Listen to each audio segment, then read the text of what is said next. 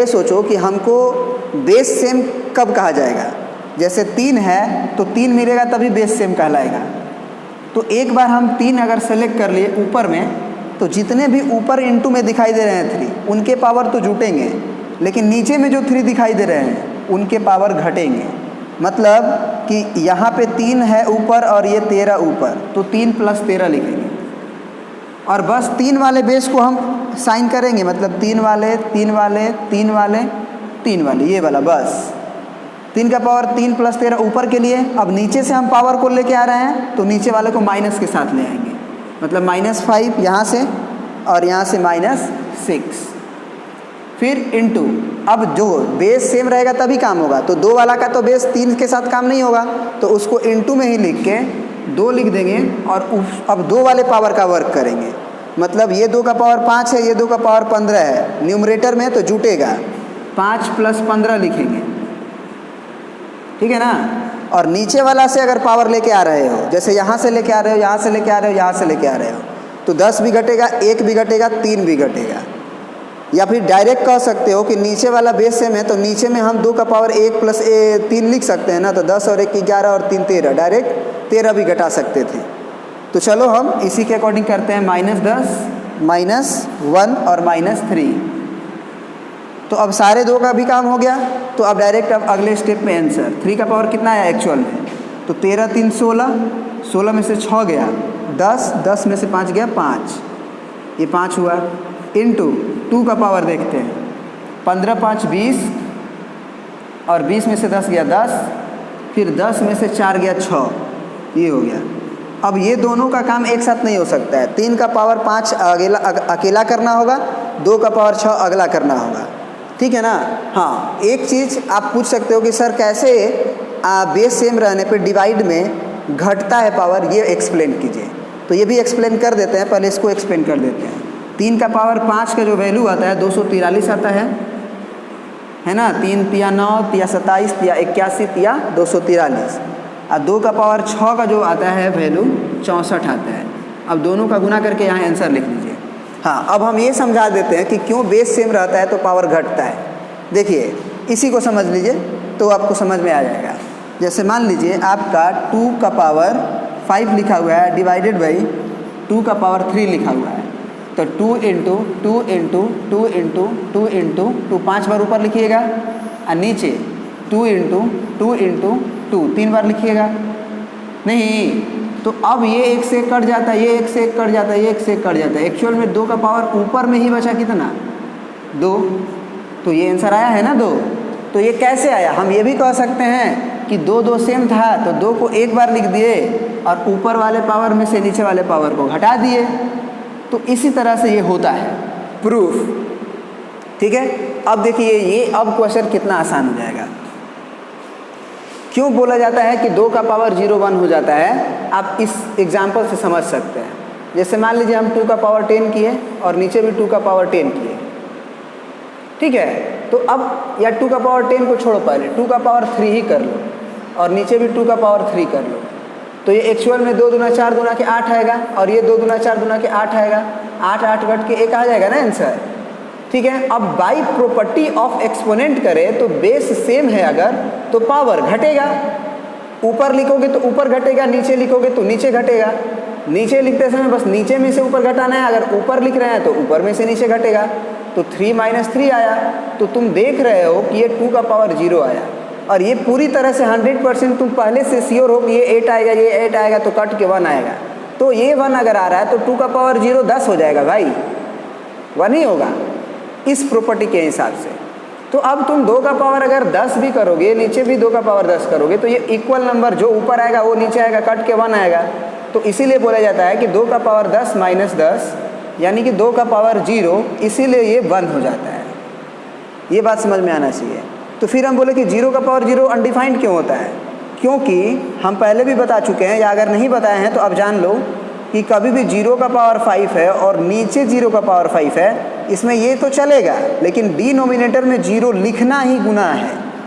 Denominator में आप 0 लिख ही नहीं सकते हो, तो ये ऐसे ही अनडिफाइंड है, ये आप 0 डिवाइड में नहीं लिख सकते हो। कभी एक्सप्लेन कर देंगे कि क्यों डिनोमिनेटर में 0 नहीं होता है, ठीक है, ये एक्सप्लेन जरूर करेंगे हम, लेकिन अभी एक्सपोनेंट पढ़ रहे हैं, एक्सपोनेंट पे ध्यान दें हम लोग। चलिए, तो अब ये तो समझ में आया कि 10 का पावर 0 भी आया हुआ होगा, तो वो इसी तरह से आया हुआ, 10 का पावर 10 तो नीचे भी 10 का पावर 10, तो कट के आया होगा तो 10 का पावर 0 आया होगा, या 10 का पावर 100 भी हो गया होगा तो 10 का पावर 100 में से 100 घट के 0 आया होगा। इसीलिए 111 भी पावर 0 हुआ होगा तो 111 पे पावर 11 लिख दो और नीचे भी 111 पे पावर 11 लिख दो, तभी ये 111 का पावर 0 आया होगा। आप 112 भी लिख सकते हो, मतलब सेम पावर होगा, तभी वो 111 का पावर 0 हुआ होगा, और इसी कारण से उसको बोला जाता है कि वो 1 होता है। आई होप कि हम ज़्यादा एक्सप्लेन कर दिए, लेकिन आप समझ चुके होंगे कि ये क्यों किया जा रहा है।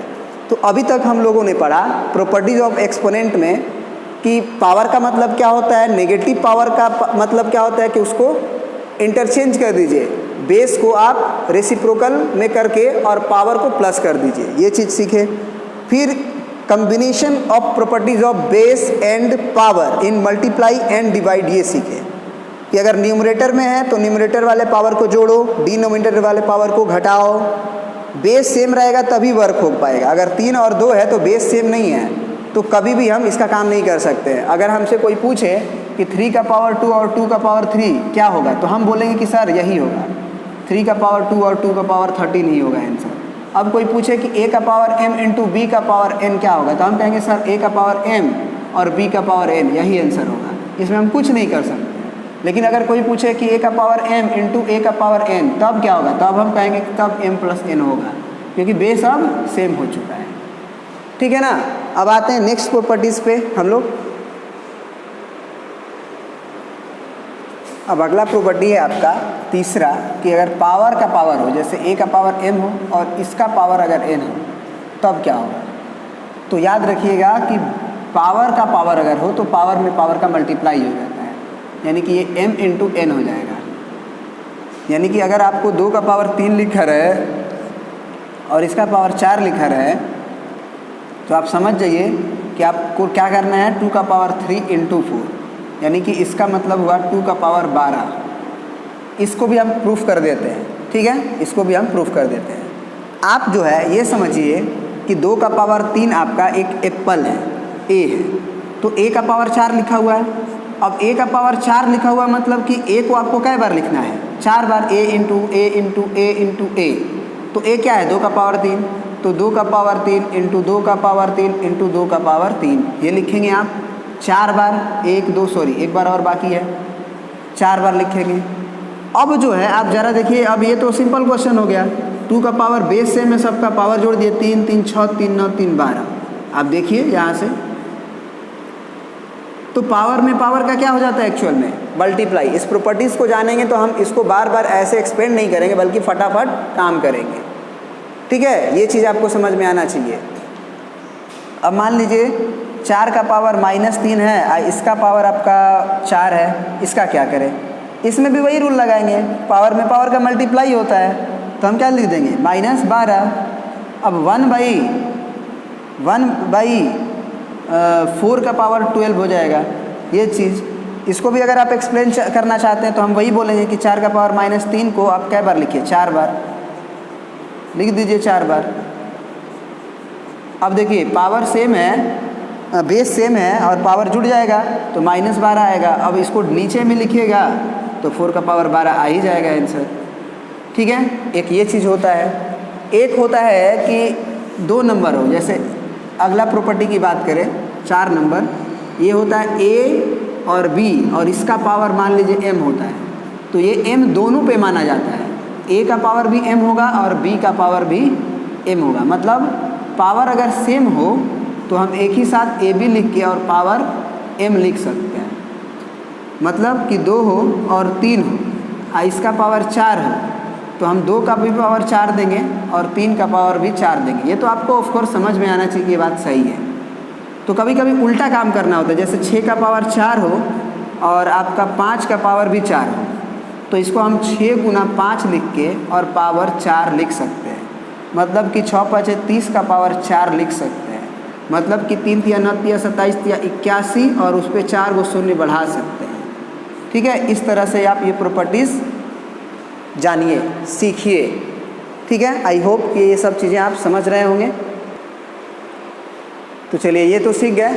अब ज़रा सोचिए कि क्या हम इसी चीज़ को ये भी लिख सकते हैं, a का पावर m का पावर n है तो पहले a का पावर n है, फिर उसका पावर m, कोई फ़र्क नहीं पड़ेगा क्योंकि फिर तो आपका n इंटू m ही होने वाला है ना। तो यही काम किया जा सकता है। तो कभी कभी हमको ज़रूरत पड़ता है कि ये वाला पावर को यहाँ लिखना पड़ता है और ये वाला पावर को यहाँ लिखना पड़ता है, इसीलिए ये चीज़ बता दिया गया।